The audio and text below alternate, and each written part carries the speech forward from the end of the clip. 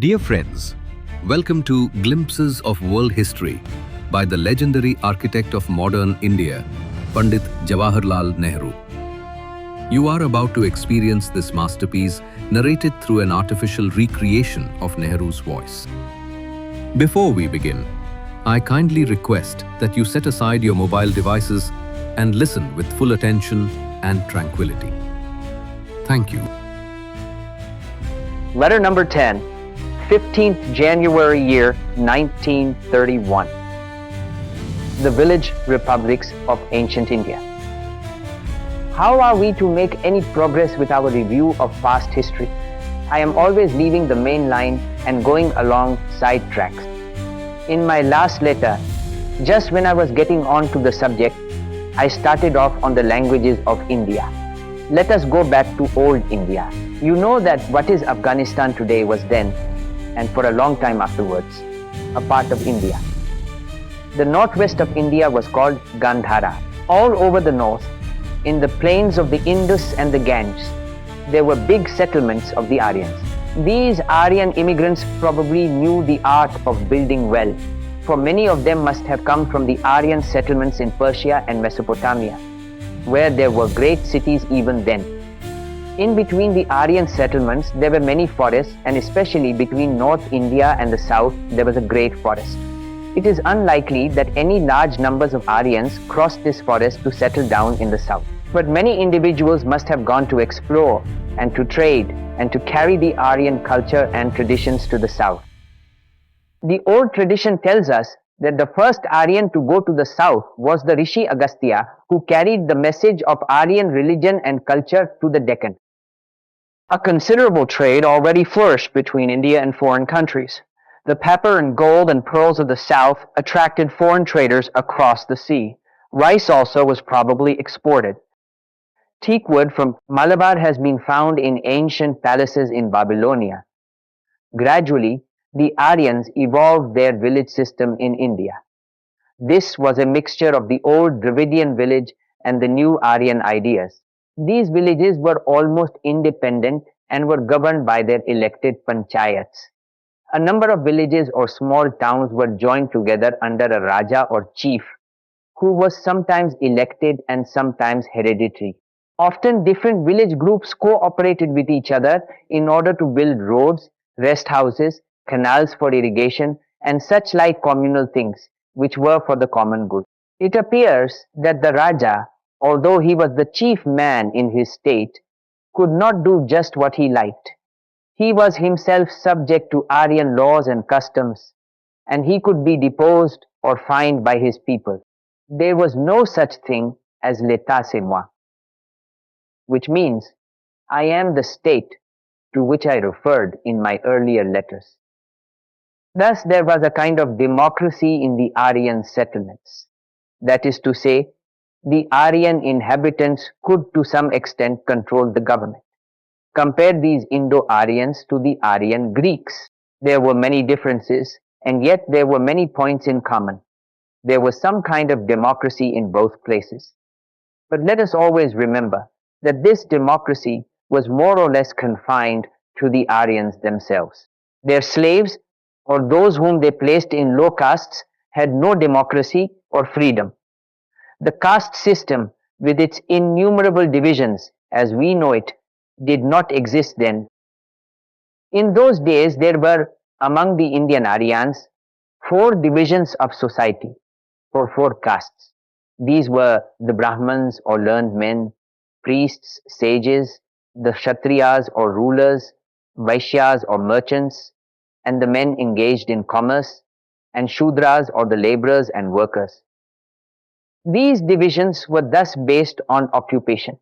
It is possible that the caste system was partly based on the desire of the Aryans to keep themselves aloof from the conquered race.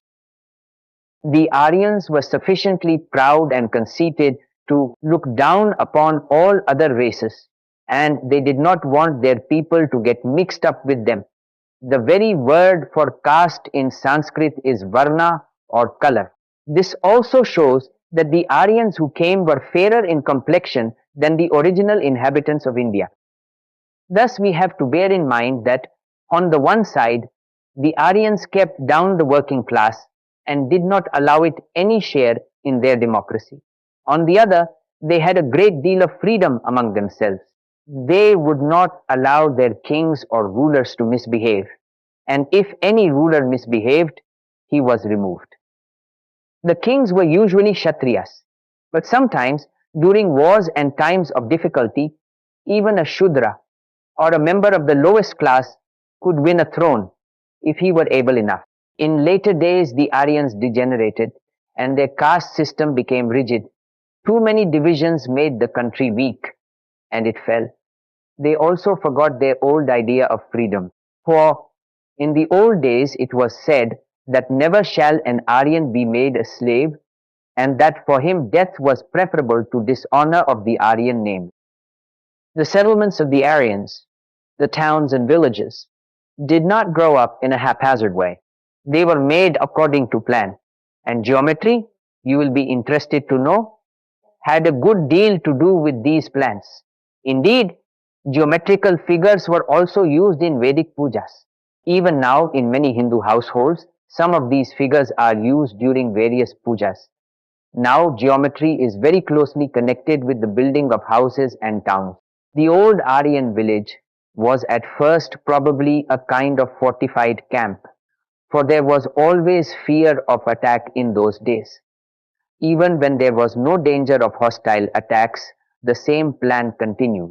The plan would be a rectangle with walls all round and 4 big gates and 4 small ones. Inside these walls were the streets in a special order and the houses. In the center of the village there was the Panchayat Ghar, where the village elders met. In small villages, instead of this Panchayat Ghar, there would be just a big tree. Every year, all the freemen of the village would meet to elect their Panchayat. Many learned men used to retire into the forests near the towns and villages in order to lead simple lives or to study and work in quiet. Pupils gathered round them, and gradually fresh settlements grew up of these teachers and their students. We can consider these settlements as universities. There were not many fine buildings there, but those who sought knowledge came from long distances to these places of learning. Opposite Anand Bhavan is Bharadwaj Ashram. You know it well. Perhaps you also know that Bharadwaj is supposed to have been a very learned man in the old days of the Ramayana, and Ramachandra is said to have visited him during his exile. It is stated that thousands of pupils and students lived with him. There must have been quite a university with Bharadwaj as its head. In those days, the ashram was on the banks of the Ganga. This is very likely, although now the river is nearly a mile away. The soil of our garden is in some places very sandy and may have been part of the bed of the Ganga in those days. Those early days were the great period of the Aryans in India. Unfortunately, we have no history of this period and can only rely on non-historical books for such facts as we know. Among the kingdoms and republics of those days were Magadha in South Bihar, Videha in North Bihar, Kashi or Benaras, Koshala, of which the capital was Ayodhya, the modern Faizabad, and the Panchalas between the Ganga and the Jumna. In the country of these Panchalas, the 2 chief cities were Mathura and Kanyakubja. Both these cities were famous in later history also. Both exist still, Kanyakubja under the name Kanauj near Kanpur. Ujjain also existed in those early days. It is now a small town in Gwalior state. Near Pataliputra or Patna, there was the city of Vaishali. This was the capital city of a clan famous in early Indian history, the Likhavi clan. This state was a republic and was governed by an assembly of notables with an elected president who was called the Nayaka. As time passed, large towns and cities grew up. Trade increased and the arts and crafts of the artisan prospered. The cities became big trading centers. The ashrams in the forests, where the learned Brahmins lived with their pupils, also grew up into large university towns. And in these centers of learning, every kind of subject that was then known was taught. The Brahmins even taught the science of war. You will remember that the great teacher of the Pandavas in the Mahabharata was Dronacharya, a Brahman, who taught them, among other things, the way to fight. Dear listeners, this was legendary Pandit Jawaharlal Nehru's masterpiece, Glimpses of World History. You can listen to the Hindi version of it in the link shared in description. But please remember, creating informative content takes a lot of time and research. But it helps preserve important stories and helps people learn.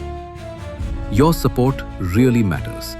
When you like, subscribe and share these videos, you help good content succeed instead of trashy videos. You're choosing education over entertainment, knowledge over nonsense. Support us through paying thanks, supers and subscriptions. Let's go to the next episode.